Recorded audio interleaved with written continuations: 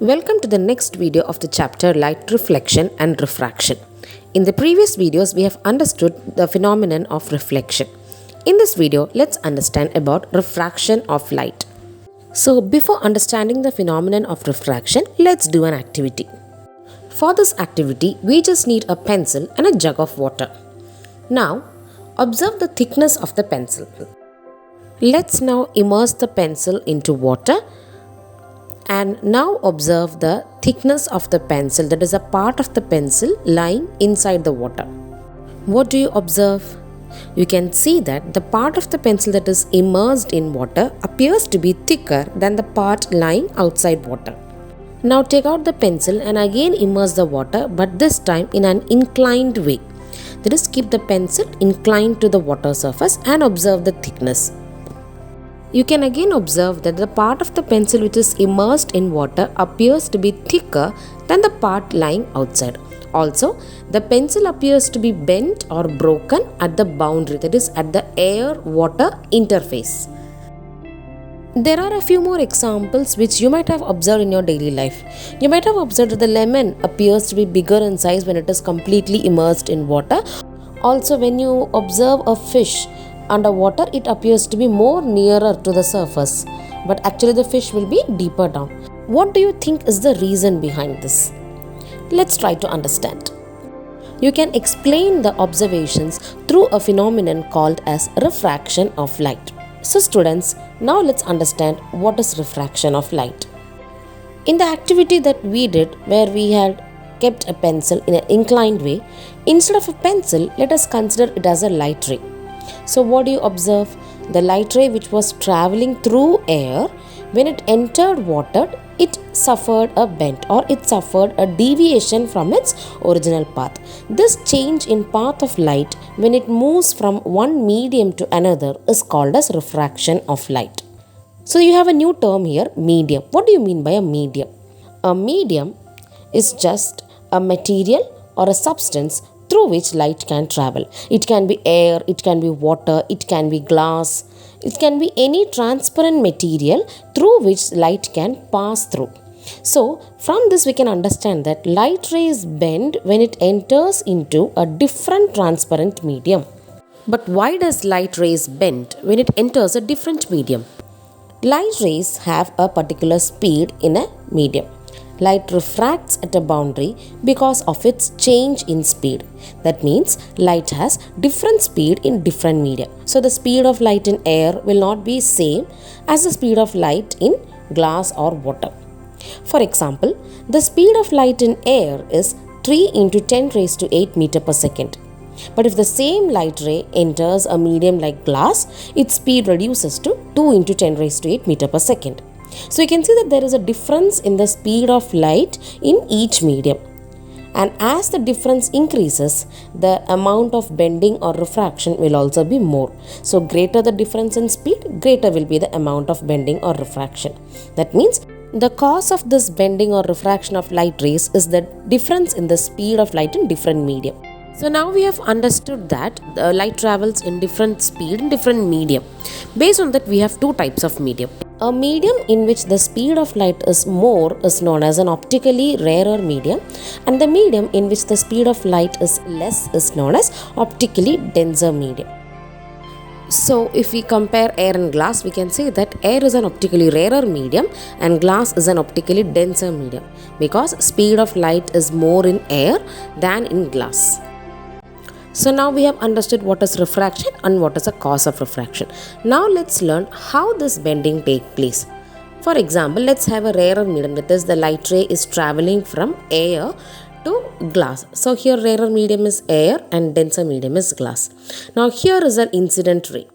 So you can see that the incident ray is incident to the surface of the glass and it was traveling from the air, and you can see the original path of the light ray. Now let's observe what happens to this light ray as it enters the denser medium.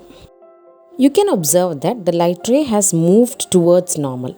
Now in another case where the light ray is going to travel from a denser medium to a rarer medium, let's see what happens to the light ray. See the original path of the light ray, that is if the rarer medium was not there, that would have been the path of the light ray. What happened? The light ray bent away or it moved away from the normal. So from this we can understand that when light ray travels from rarer medium to denser medium, it bends towards the normal.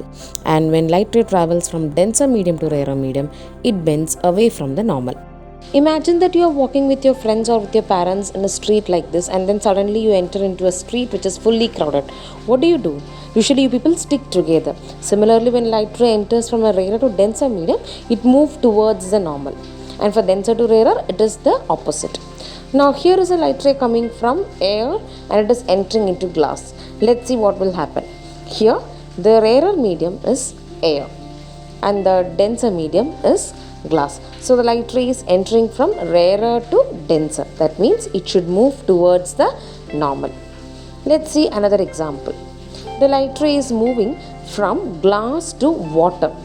Here the rarer medium is water and the denser medium is glass. This means the light ray is traveling from denser medium, that is from glass to water. So denser to rarer, it means light ray should move away from the normal. Now here is a homework for you. There are two cases given. In one case, light is entering from water and it is moving towards glass, and in another case, light is moving from water to air. So how will the light rays refract here? You can post your answers in the comment box. Now let's see another example. In this case also, the light ray is traveling from rarer medium to denser medium, but it is incident through the normal. What will happen? Similar to the case of reflection, here also when light rays fall normally, it passes normally without any change in the path. Now let's learn how light rays refract through a glass slab. A glass slab is a cuboidal shaped material made up of glass which has length, breadth and height. So in this experiment or in this activity, the light ray is passing through air. It enters a glass slab and then it again emerges out into air. Let's see what happens to the light ray. In this case, air is the rarer medium and glass slab is the denser medium. A ray of light traveling in air is incident on the rectangular glass slab. As the light ray is traveling from rarer medium and is entering into denser medium, it refracts towards the normal. Now this ray, that is a refracted ray, becomes the incident ray for the second boundary. So in this case, the light ray is traveling from glass to air, from denser to rarer, and hence it moves away from the normal. Let's look into the different terms related with this activity. The light ray that was traveling from air and which hit the glass is the incident ray. The perpendicular line, that is the imaginary line drawn to the surface, is known as normal. The second light ray, that is the light ray which got deviated from the path, is called as the refracted ray. Now in this experiment, you might have observed that the light ray suffers refraction twice. Hence, the second refracted ray is known as the emergent ray because it emerges out from the second medium. Observe the original path of the incident ray if there was no glass slab. We can understand that the light emerges from the parallel side glass slab in a direction parallel with that in which it entered the glass slab. So this perpendicular distance between the original path of the incident ray and the emergent ray coming out of the glass slab is called as the lateral displacement of the emergent ray.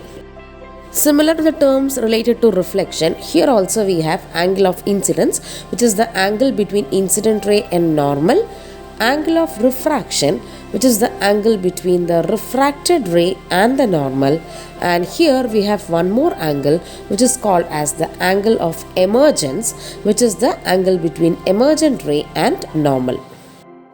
Refraction of light on going from one medium to another take place according to two laws, which are known as laws of refraction of light. The first law states the incident ray, refracted ray and the normal at the point of incidence all lie in the same plane. The second law of refraction is also known as Snell's law of refraction. It states the ratio of sine of angle of incidence to the sine of angle of refraction is constant for a given pair of media. This law can be mathematically expressed as sine of angle of incidence divided by sine of angle of refraction equal to a constant. So sin I by sin r equal to a constant, and this constant is called refractive index. We will now discuss refractive index in detail. We know that whenever light ray enters a different media, it bends or there is a deviation from its path. But how far is that deviation?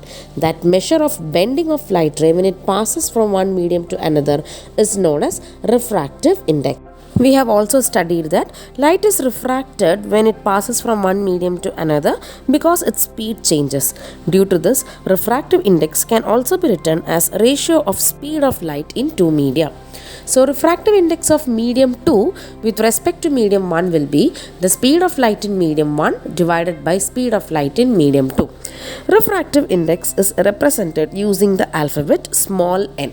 So n21, which means refractive index of medium 2 with respect to 1 is equal to speed of light in 1 divided by speed of light in medium 2.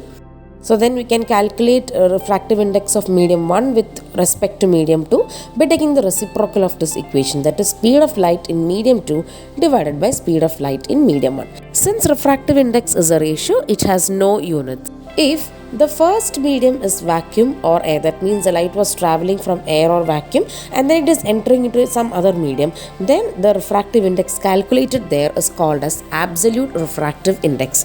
So absolute refractive index n is equal to speed of light in vacuum divided by speed of light in that medium. So refractive index of a medium gives an indication of the light bending ability of that medium. Now let's simplify this equation. N is equal to C by V, where C is the speed of light in vacuum and V is the speed of light in that particular medium. We already know that speed of light in air is 3 into 10 raised to 8 meter per second. The refractive index of different medium helps us to understand whether the medium is optically rarer or optically denser. You can observe here that diamond has the highest refractive index 2.42, which means it is the highest optically denser medium. So a substance having higher refractive index will be optically denser than a substance having lower refractive index. So when you get two different media, if you understand or if you know the value of their refractive index, you can understand which one will be the rarer medium and which one will be the denser medium. Light enters from air to glass plate having refractive index 1.50. What is the speed of light in glass? So let's analyze what are the given data. The given data is the first medium. Medium 1 is air and medium 2 is glass plate. And the refractive index of glass is given, which is 1.5. So if you take the formula for absolute refractive index, why we are taking absolute refractive index? Because here medium 1 is air or vacuum. So we can get the speed of light in medium 2, that is in glass. So absolute refractive index is equal to speed of light in vacuum divided by speed of light in the medium. N is equal to C by V. We already know the value of C, that is the speed of light in vacuum, which is 3 into 10 raised to 8 meter per second. 1.5 is equal to 3 into 10 raised to 8 divided by V. So V is equal to 3 into 10 raised to 8 divided by 1.5. So you get the answer 2 into 10 raised to 8 meter per second. If the refractive index of water for light going from air to water is 1.33, then what will be the refractive index of light going from water to air? So in the first case, it is given that the light is traveling from air to water. So refractive index of medium 2 with respect to 1 is given, which is 1.33. So how will you find for the reverse? That is, when the light ray is going from water to air, just take the reciprocal of the given value. So if NAW is 1.33, so then NWA, that is the refractive index of light when it travels from water to air, will be the reciprocal, that is speed of light in medium 1 by speed of light in medium 2, or 1 by NAW. 1 by 1.33, which is 0.75. Since here it was just the opposite case, we took the reciprocal. Refractive indices of kerosene, turpentine and water are 1.44, 1.47 and 1.333 respectively. Through which of these media light will travel fast? Explain. We have already understood that if the refractive index is higher, the light will be slower. That means it will be an optically denser medium. And light travels faster in an optically rarer medium. Compare the values of refractive indices of kerosene, turpentine and water.